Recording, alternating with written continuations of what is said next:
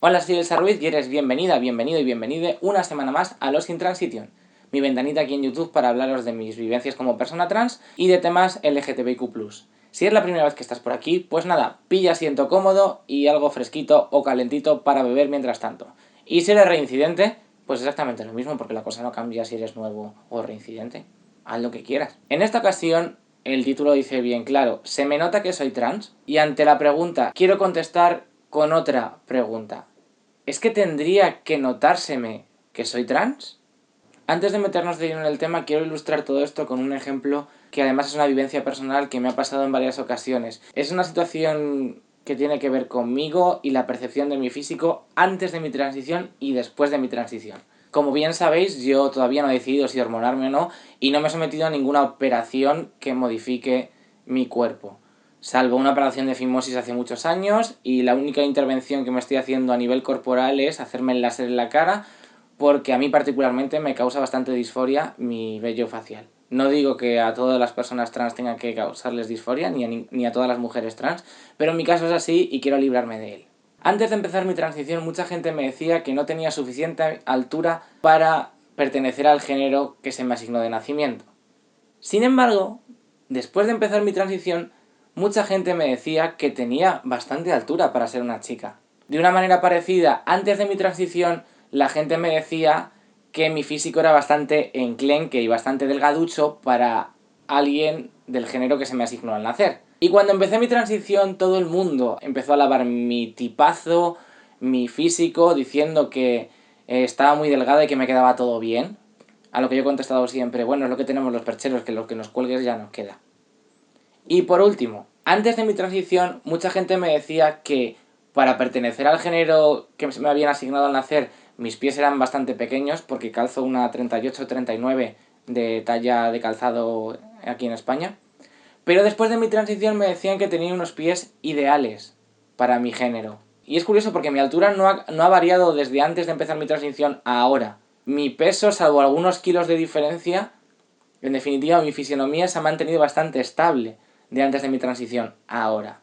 Y por supuesto, mi talla de pie no ha aumentado ni ha disminuido de antes de mi transición a ahora. Con lo cual, físicamente sigo manteniendo el cuerpo tal y como lo tenía justo antes de empezar mi transición, cuando la gente veía cosas negativas en cuanto a mi cuerpo que ahora ven como positivas. ¿He cambiado yo? ¿Ha cambiado mi físico de antes a después? No. Entonces, ¿por qué la gente valora ahora positivamente mi físico porque soy mujer antes de que yo empezara a definirme acorde con mi género sentido? Pues yo creo que hay un par de cosas que sustentan todo eso. Los cánones y estereotipos del género binarista. ¿Esto qué quiere decir? Pues que la sociedad solamente reconoce dos géneros, hombres y mujeres, desechando todo el resto. Gente trans no binaria, gente queer en grandes rasgos, etcétera, etcétera. ¿Y esto qué quiere decir? Que para la sociedad es muy importante identificarnos como hombres o mujeres. Y para ello hay una serie de cualidades que se asocian erróneamente a un género y al otro. Las mujeres deben ser delgadas, delicadas, de pies pequeños, dulces, inocentes. Los hombres tienen que ser grandes, fuertes, de espalda ancha, con mucha fuerza, mucho vello corporal, etcétera, etcétera. Cosas que impone la sociedad. El hecho de tener vello corporal en tu cuerpo no te hace ni menos hombre ni menos mujer. Es sencillamente algo que está en tu cuerpo. El tema de los kilos, pues en fin. No es que te haga menos hombre o menos mujer, es que sencillamente está mal visto. En el caso de las mujeres, especialmente más, porque una mujer gorda sufre mucho por los estereotipos. Cosas como, es una lástima porque de cara eres muy guapa, etcétera, etcétera. Pero en fin, ¿qué os voy a contar? Y a todo el mundo se nos machaca por encajar perfectamente y representar los cánones y estereotipos del género al que pertenecemos. Da igual que seas trans o que seas cis. Pero en el caso de las personas trans es doblemente duro. A mí me parece doblemente duro. Porque a mí como mujer trans se me exige más feminidad, se me exige parecer mucho más mujer, porque parto desde el lado contrario para la sociedad, con lo cual yo me tengo que esforzar más si quiero ser leída socialmente como mujer. Si a todas las personas se nos exige encajar en esas notas de corte visual y estéticas, A las personas trans, muchas veces incluso desde las instituciones médicas y legales, se nos exige pasar por esas cotas, por esas notas de corte, en la que se nos exigen pasar por cirugías, tratamientos, para que nuestra estética y nuestro físico encaje más en esos patrones y no supongamos unas anomalías visuales para la sociedad. Vivimos en una sociedad en la que desde que somos bien pequeños se nos educa en buscar lo diferente y señalarlo, donde se nos enseña que tenemos que encajar en un grupo sin molestar, sin hacer ruido. Desde que somos pequeños se nos dan unos juguetes acorde a nuestro género, se nos dan unos colores acorde a nuestro género. En la adolescencia se nos machaca si no encajamos en ciertos cánones. Y la gente que encaja, muchas veces abducida por la sociedad, es cruel con la gente diferente. Y por desgracia eso no se pasa con la adolescencia, eso sigue imperando en la sociedad. Tenemos la cabeza tan lavada con los cánones y estereotipos de género y los clichés de género que muchas veces algo que va con buenas intenciones, si rascas un poco te das cuenta que muestra una cara bastante chunga de la sociedad. Yo muchas veces me he enfrentado a un comentario que me han dicho personas con muy buen talante y con buena intención, que ha sido el siguiente comentario: eres trans, pero si no se te nota nada. Primero de todo, que yo sé perfectamente que quien me ha dicho este comentario no lo hacía con intención de herirme, pero es bastante triste pensar que no se me nota nada. ¿Y qué tendría que notarse? ¿Tengo que llevar un cascabel? ¿Tengo que pitar en los arcos de seguridad de las tiendas? ¿Tengo que llevar una etiqueta o algo que me identifique como trans? Y más importante, ¿cómo es el estereotipo de una persona trans para esa persona en su cabeza? ¿Cómo le ha dicho a la sociedad que tiene que ser una persona trans? Y habrá mucha gente que piense, bueno, pues en el caso de una mujer trans se le puede notar porque sea muy alta, o porque sea muy ancha de hombros, o porque tenga la voz muy grave.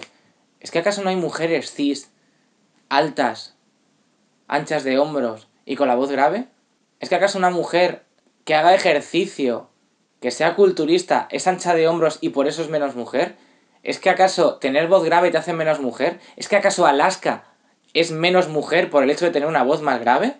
Las personas trans muchas veces intentamos encajar en esos estereotipos de género, en esos clichés, por dos motivos. Yo como persona trans, y pese a que intento deconstruirme y leer mucho e intentar detectar qué comportamientos y qué cosas hago por mí misma o porque la sociedad me lo exige, aún me cazo, aún me detecto cosas que hago por mera cuestión de comodidad y supervivencia.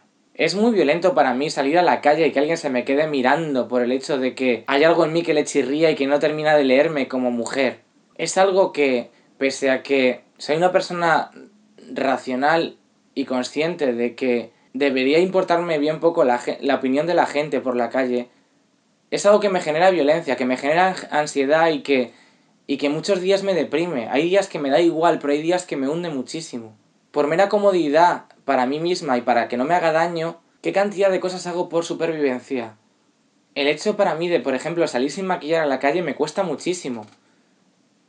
No es que lo vea impensable, es que me genera tanta ansiedad que es raro que lo haga.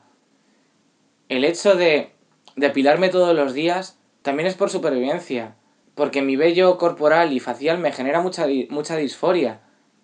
Y sencillamente no es que quiera seguir los clichés y los tópicos de género, es que sencillamente quiero pasar desapercibida. No quiero que alguien en esa cultura que nos pone la sociedad de detectar y señalar lo diferente, a mí se me señale y se me machaque. Nadie quiere eso. Otro ejemplo. Yo, por ejemplo, soy una persona trans, soy una mujer trans, pero no siento rechazo por mis genitales. Cosa que es posible.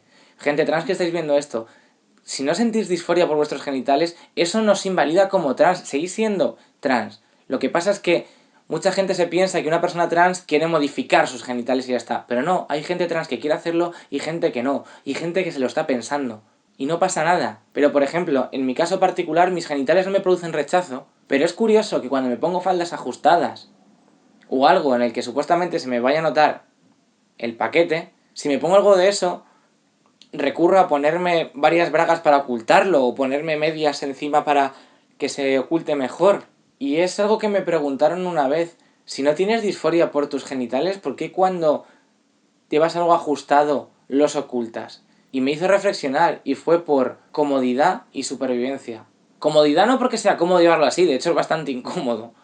Comodidad para que yo no estoy agobiada ni pensando que alguien vaya a mirarme el paquete y a pensar, bicho raro. Es por supervivencia. Estar incómoda durante horas por el hecho de pasar desapercibida. El impuesto que tienes que pagar para que no se te note ser trans. Aceptar las cookies de la sociedad para que no te señalen como algo distinto y algo que sobresale negativamente. Yo abogo por terminar de deconstruirme esto y no tener que volver a hacer esto. Yo abogo por la diversidad de cuerpos. Y no solamente dentro de la gente trans. Ya está bien que tengamos solamente de una talla 36 a una talla 42. Hay más tallas. En el tema trans, lo he dicho muchas veces en estos vídeos, la transición, tu transición, tiene que ser un traje a medida. Tienes algo que vayas construyendo según vayas creciendo. A veces tendrás que cortar una manga, a veces tendrás que alargar una pernera, a veces tendrás que ensanchar, a veces tendrás que estrechar, pero es tu traje a medida. Lo que la sociedad debe darse cuenta es que a nivel cuerpo y mente, el ser humano es un abanico muy variado, pero muchísimo, pero muchísimo. Y no tiene que hacer la nota de corte solo en este trozo. Es como el espectro visible. La luz es un espectro visible y hay colores que no vemos. Eso no significa que no existan. De igual manera que los colores del arco iris son visibles para el ser humano, también hay ultravioletas e infrarrojos. No los vemos, pero ahí están. Y todas las maneras de ser física y mentalmente forman parte de la diversidad que es el ser humano y nos hace ser tan geniales. Lo único, detectar lo diferente y lo distinto como una amenaza para tu estilo de vida es absurdo. Yo soy una persona trans y no quiero convertir a todo el mundo en trans. No. Quiero vivir en paz, tener los mismos derechos que el resto de personas y ya está. Lo bonito del ser humano es que lo único que tenemos en común todos los seres humanos es que somos diferentes. En lo que nos parecemos es que tenemos diferencias. Y eso es un poco lo que quería transmitiros esta semana.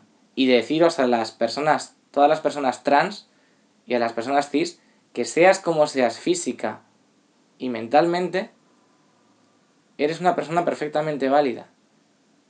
Tenemos que cultivar mucho el hecho de querernos a nosotros mismos, porque la sociedad nos impone mucho.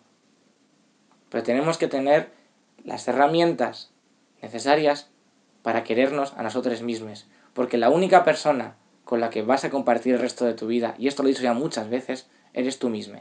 Y que no se os olvide.